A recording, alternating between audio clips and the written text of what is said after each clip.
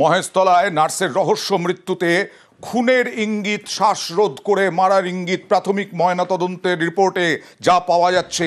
নার্সের রহস্য মৃত্যুতে শ্বাসরোধ করে খুনের ইঙ্গিত রিপোর্টে গলায় ফাঁস দিয়ে শ্বাসরোধ করা হয় বলে ইঙ্গিত। মৃতার স্বামী এক যুবককে জিজ্ঞাসাবাদ, স্বামীর কল ডিটেলসে নজর পুলিশের। তদন্তে এখনো পর্যন্ত আটক 5। কাদেরকে আটক করা হয়েছে, কেন আটক করা হয়েছে, কথা বলবো প্রতিনিধি অমিতের সঙ্গে। দেখো, শেখ নাসির আলীর তিনি হচ্ছে ওনার নিহত মহিলার হাজবেন্ড, তাকেও জিজ্ঞাসাবাদ করা হচ্ছে। এছাড়া এলাকার আরো 4 জনকে আটক করা জিজ্ঞাসাবাদ করা হচ্ছে। মূলত শেখ নাসির আলী এবং যিনি মারা গিয়েছেন তার মোবাইলে কনভারসেশন অর্থাৎ কল ডিটেলস রেকর্ডও খতিয়ে রাখা হচ্ছে, এক্সামিন করা হচ্ছে। একই সঙ্গে টাওয়ার লোকেশন দেখা হচ্ছে। এছাড়া এখনো পর্যন্ত ময়নাতদন্তে যে প্রাথমিক অনুসন্ধান যা পুলিশের হাতে এসছে তাতে বলা হচ্ছে যে শ্বাসরোধ করে মারা হয়েছে। এবং কিভাবে শ্বাসরোধ করে মারা হয়েছে, গলায় কোনো কিছু দিয়ে ফাঁস দেওয়া হয়েছে, ফাঁস লাগিয়ে শ্বাসরোধ করে মারা হয়েছে। সেক্ষেত্রে আজকে সকাল থেকে শেখ নাসির আলী, যিনি হচ্ছেন নিহত মহিলার হাজবেন্ড, সহ মোট 5 জনকে এই মুহূর্তে জিজ্ঞাসাবাদ করা হচ্ছে এবং কোনো পর্যন্ত গ্রেপ্তার হয়নি। একসঙ্গে এলাকার ক্লোজ সার্কিট ক্যামেরা ফুটেজে খতিয়ে রাখা হচ্ছে পুলিশের তরফে। বেশ, মেয়েটা চিত হয়ে শুয়ে আছে, একটা পা বাঁকা আছে আর একটা পা সোজা হয়ে রাস্তার উপরে আছে, আর একটু জল কাদা মেখে আছে। গায়ে পোশাক ছিল? হ্যাঁ, গায়ে পোশাক ছিল, কিছুটা এলোমেলো ছিল, পায়ের কাপড় কিছু এলোমেলো ছিল এবং কাদা, কিছু জল কাদা বডির মধ্যে ছিল। আর ফোনটা পড়েছিল, মানি ব্যাগটা পাশে পড়েছিল, আর জুতো এক পায়ে লাগানো ছিল, এক পায়ে খোলা পড়েছিল। এইটাই আমি দেখেছি। হয়তো কিছু করতে গিয়ে সুযোগ পায়নি, তাকে মেরে দেওয়া হয়েছে। পরিচিত হয়তো বুঝতে পেরেছে, চিনতে পেরে গিয়েছে, সেই হিসাবে মেরে দেওয়া হয়েছে। শারীরিক নির্যাতনের চেষ্টা করেছিল? হ্যাঁ, এটা হতেই পারে, না হওয়ার কিছু নেই। নাহলে ওইখানে নিয়ে গিয়ে মারবে, থাকবে কি, গলায় ফ্যাঁস লাগানো, জিভটা বার হয়ে গিয়েছে।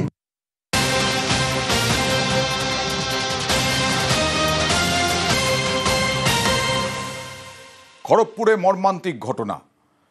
রেল কোয়ার্টার থেকে স্বামী স্ত্রীর দেহ উদ্ধার, রহস্য মৃত্যু। মনে করা হচ্ছে স্ত্রীকে খুন করে স্বামী আত্মঘাতী।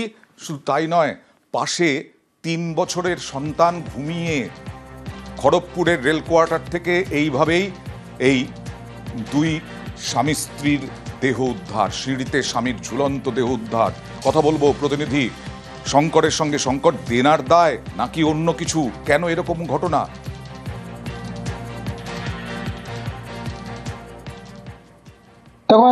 আজ খড়গপুর পুরসভার 15 নম্বর ওয়ার্ডের জাহিননগর এলাকা থেকে স্বামীর এবং স্ত্রীর মৃতদেহ উদ্ধার করেছে খড়গপুর টাউন থানার পুলিশ। পুলিশ ইতিমধ্যে দেহ উদ্ধার করে ময়নাতদন্তের জন্য পাঠিয়েছে।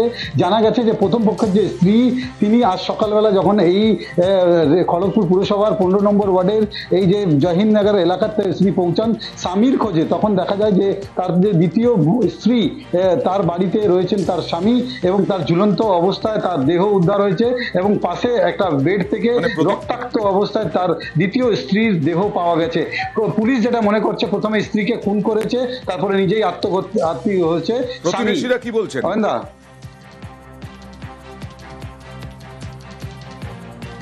দেখুন, কয়েকদিন ধরে এই স্বামী স্ত্রীর মধ্যে প্রচন্ড ঝামেলা চলছে বলে তারা জানিয়েছেন।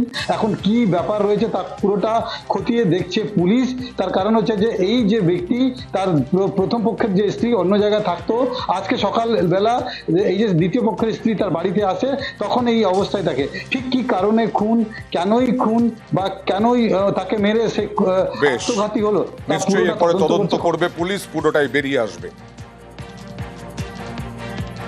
बाद में मैं आकर देखा हूँ कि उसका वाइफ जो बेड में है, हस्बैंड जो लटक के है। यहाँ पर 2 साल से रहता हूँ। लड़का क्या करता है? कार ड्राइवर है। हाँ, उसका पहले और एक वाइफ है, उसका भी 3 बच्चा है। और ये जो है, ये इनका 1 बच्चा है। मैं सुन रहा हूँ यहाँ के अगल बगल बोल रहा कि कंटिन्यू झगड़ा होता है। हाँ, इसका लिए कुछ हो सकता है। पुलिस तो न्याय करेगा, कोई भी इसमें इन्वॉल्व हो उसको सजा मिलेगी।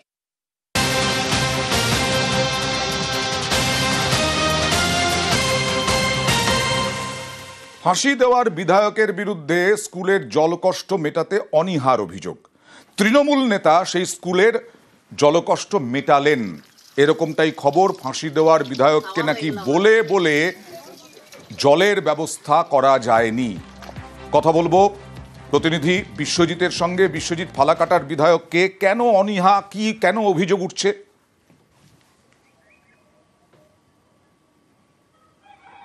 দেখো, ফাঁসি দেওয়ার বিধায়ককে বারবার জানিয়েও কিন্তু লাভ হয়নি, এ ধরনের অভিযোগ করছে স্কুল কর্তৃপক্ষ এবং এলাকার বাসিন্দারা। ফাঁসি দেওয়া বিজেপি বিধায়ক যিনি রয়েছেন দুর্গা মুর্মু, তার এলাকা মানগঞ্জ, সেই স্কুলের পাশেই কিন্তু রয়েছে যে রূপরামগঞ্জ এলাকা, সেখানে দীর্ঘদিন ধরে জলের সমস্যা। আর স্কুলে আয়রনযুক্ত কল খেয়ে কার্যত দিন কাটতে হতো এখানকার শিক্ষার্থী এবং স্থানীয় বাসিন্দাদের। দীর্ঘদিন ধরে বিজেপি বিধায়ককে লিখিত আবদার করেও তার কাজ হয়নি। শেষমেশ মহকুমা পরিষদের সহকারী সভাধিপতির উদ্যোগেই 5,13,000 টাকায় জল প্রকল্প হলো।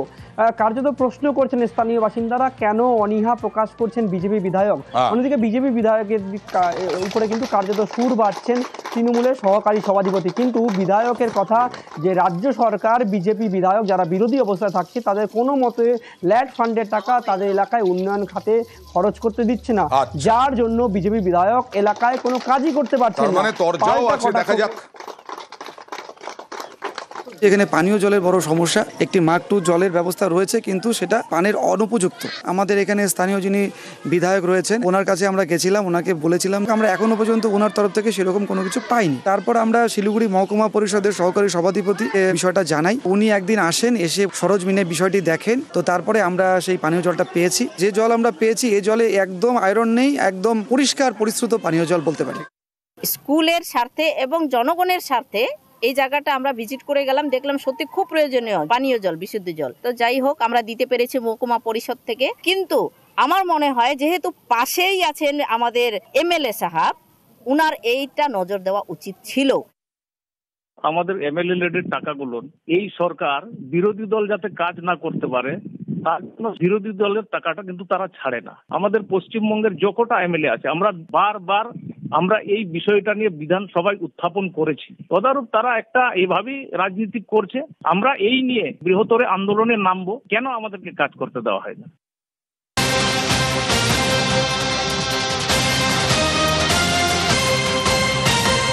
শিলিগুড়িতে হবে নতুন হাসপাতাল। মাতৃসদনের যে ফাঁকা জমি, সেই ফাঁকা জমিতে নতুন হাসপাতাল গড়ে তোলা হবে, এরকমটাই পরিকল্পনা।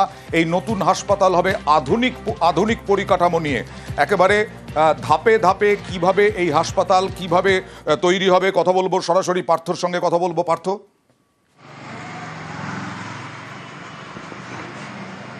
একেবারে দেখো, শিলিগুড়ি পুরসভার যে বাসিন্দা তাদের জন্য কিন্তু অত্যন্ত একটা বড় খবর এটা, যেহেতু শিলিগুড়ি পুরসভার যে নিজস্ব মাতৃসদন রয়েছে তার ঠিক উল্টো দিকে ফাঁকা জমি রয়েছে এবং মাতৃসদনের চারপাশেও কিন্তু প্রচুর ফাঁকা জমি রয়েছে। আজ জেলা স্বাস্থ্য আধিকারিকদের এলাকা পরিদর্শনের পর মেয়র জানান 30 বেডের একটি মাল্টি সুপার স্পেশালিটি হাসপাতাল সেখানে তৈরি করা হবে প্রথম পর্যায়ে। ধাপে ধাপে হয়তো বেডের সংখ্যা বাড়ানো হতে পারে এবং সেখানে অত্যাধুনিক চিকিৎসা ব্যবস্থা থাকবে, কারণ আমরা জানি উত্তরবঙ্গ মেডিকেল কলেজ শিলিগুড়ি জেলা হাসপাতাল তো রয়েছে, সেখানে রোগীর চাপ থাকছে, সেই রোগীর চাপ খানিকটা হলেও কিন্তু কমবে যদি এই হাসপাতালটি তৈরি হয়ে যায়, যেখানে একেবারে নিখরচায় পুরসভার বাসিন্দা সেখানে ট্রিটমেন্ট পাবে। এবং সবচেয়ে বড় খবর যেটা হলো যে ওষুধের জন্য হাহাকার হবে না, রাতেও কিন্তু সেখানে ওষুধের দোকান খোলা থাকবে, চিকিৎসকদের থাকার ব্যবস্থা তো থাকতেই, সেই সঙ্গে এক্সরে থেকে শুরু করে ইসিজি, আলট্রাসোনোগ্রাফি সবেরই কিন্তু সুযোগ সুবিধা এখানে থাকবে এবং যাতে আরও বেশি সংখ্যার চিকিৎসক সেখানে আনা যায় সেই চেষ্টায় চালানো হবে, এমনটাই কিন্তু আজ জানিয়েছেন মেয়র গৌতম দেব। ওকে, যে আমাদের মাতৃসদন এখানে আমরা প্রসূতি মায়েদের এবং অন্যান্য আমরা অনেক কিছু ট্রিটমেন্ট আমরা দিই, কিন্তু আমাদের একটা সৌভাগ্য আছে যে আমাদের এই জায়গাটাতে রাস্তার দুপারেই দুটো জায়গা আছে। এই জায়গাটা আমরা বাউন্ডারি ওয়াল করেছি চারিদিকে, যে আমরা বোর্ডে আসার পরে এবং তার আগে যতদিন অ্যাডমিনিস্ট্রেটর ছিল এইখানটাতে আমরা মাতৃসদনের একটা সেকেন্ড আধুনিক ক্যাম্পাস আমরা তৈরি করব। তার জন্য আজকে সেময় সাহেব, আমাদের চিফ ইঞ্জিনিয়ার, অন্যান্য ইঞ্জিনিয়ার, হেলথের এমআইসি, ডেপুটি মেয়র, এখানকার কাউন্সিলর, আমরা সবাই এসেছি, তার প্ল্যানিংটা আমরা তৈরি করেছি।